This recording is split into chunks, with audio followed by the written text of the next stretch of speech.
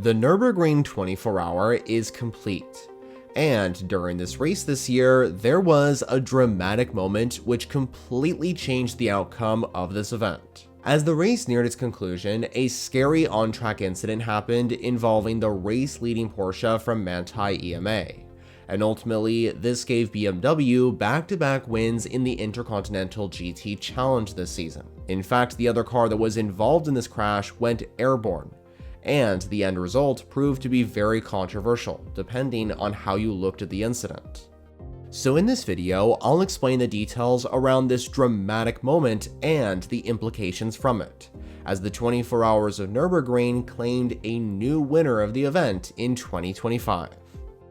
After starting on pole position, Manthey EMA continued their pace from qualifying throughout this race, as the fan favorite Grello number 911 Porsche was the car to beat. But as the event progressed, the lone BMW M4 GT3 became involved too, even though this entry started towards the back of the SP9 field. And eventually, during the afternoon of day 2 of racing, while the two cars were battling, this is when that controversial incident happened. While navigating through traffic, the number 98 Rove Racing BMW of Raffaele Marchiello was chasing down the leading 911 with pole sitter Kevin Estre behind the wheel. At one point, the overall leaders were approaching another lapped car, this time the Aston Martin Vantage GT4 from Door Motorsport.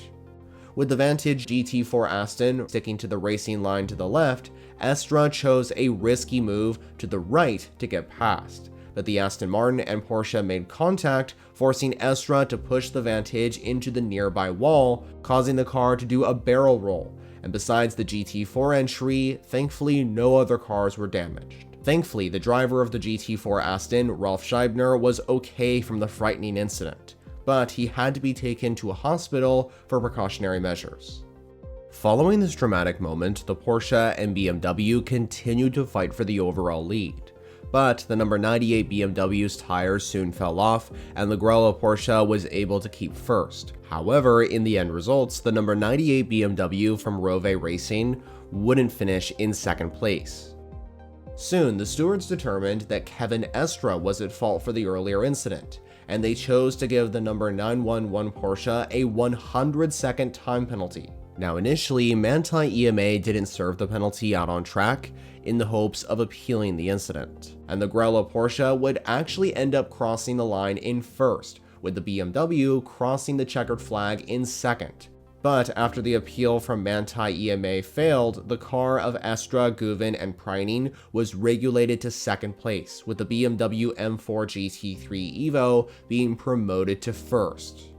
This allowed Rove Racing to take victory with the only BMW GT3 on the grid, with this number 98 car driven by Augusto Farfus, Jesse Krohn, Raffaele Marchiello, and Kelvin van der Linde.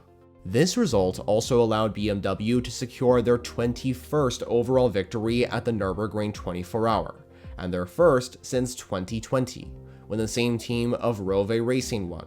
But the car that claimed the victory was the M6 GT3, and so the 2025 event marked the first time that the M4 had won this iconic German endurance race.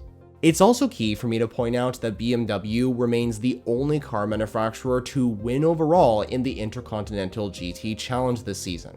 As in the previous round, BMW's M4 also won with a 1-2 finish at the Bathurst 12-hour thanks to Team WRT, where ironically Augusto Farfus and Kelvin van der Linde drove the car to victory lane, and they were helped by Kelvin's brother Sheldon van der Linde, who was also a part of the lineup.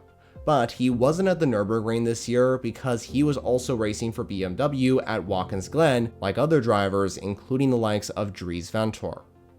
However, this was definitely not the result that Porsche and Manthey EMA were hoping for after the performance that they showed throughout this race and Kevin Estre putting the car on pole. In fact, the Frenchman spoke in an interview about the result, and his words are as follows. They took a decision. We tried to protest, but they didn't accept the protest. The rest is history. We crossed the line first, but we had this big penalty and we lost the race. So yeah, it's a sad moment for sure for us. I think we did a really good race. One contact in the race ended up ruining our result. Nevertheless, it's a great weekend for Manthey, for Porsche, for my two teammates. They did well. There's no denying it, the incident remains a controversial one, with some blaming Estre and others saying that the Aston Martin is more at fault. And ultimately, the organizers put the blame more on Kevin Estre, which delivered BMW a successful result, while demoting the Grello Porsche to second. But now I want to know, what are your thoughts on this incident? Who is at fault here? Do you agree or disagree with the organizers' decision to demote the Porsche? Well, be sure to let me know all your thoughts in the comments below.